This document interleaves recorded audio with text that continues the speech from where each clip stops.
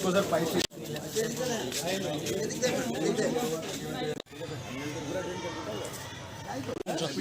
না ভিতর না মানে ভিতর দিয়ে কই যেতেছে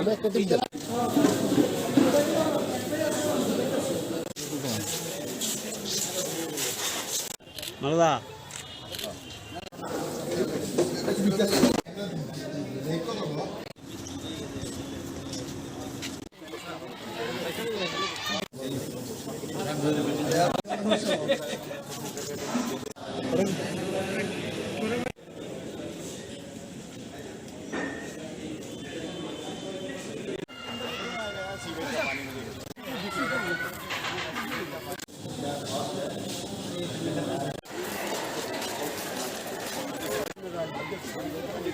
अरे भाई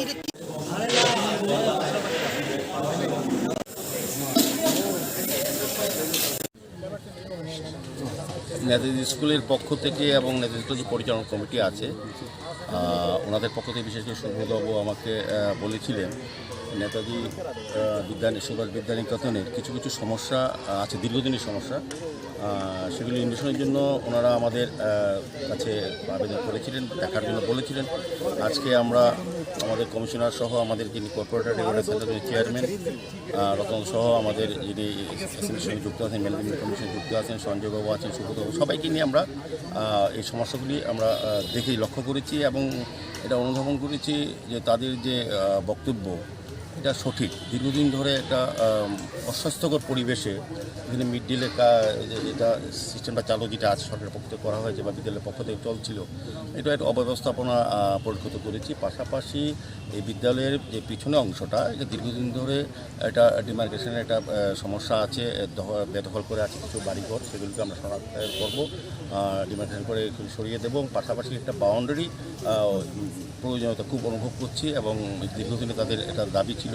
তো আমরা এটা আমাদের পক্ষ থেকে, আগরতলা পৌর নিগমের পক্ষ থেকে এটা আমরা করার জন্য আমরা সিদ্ধান্ত নিয়েছি।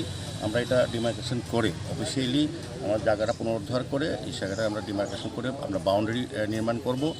এবং পাশাপাশি এখানে একটা দীর্ঘদিনের একটা সমস্যা, এই এলাকায় প্রায় 30-35টা বাড়ি আছে যাদের সমস্ত বাড়ি ঘরে নোংরা আবর্জনা জল সমস্ত একটা কাঁচা ড্রেন দিয়ে পাস করা, যেটা বিদ্যালয়ের অংশের মধ্যে, এটা বাইরে থাকা করা উচিত ছিল।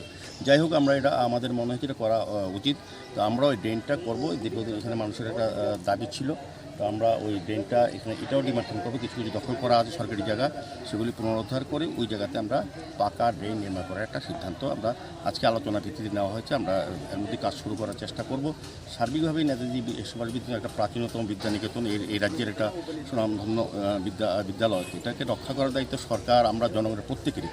তো আমাদেরও আগরতলা পৌর নিগমের কিছুটা ডিউটি রয়ে গেছে, যদি এডুকেশন ডিপার্টমেন্টের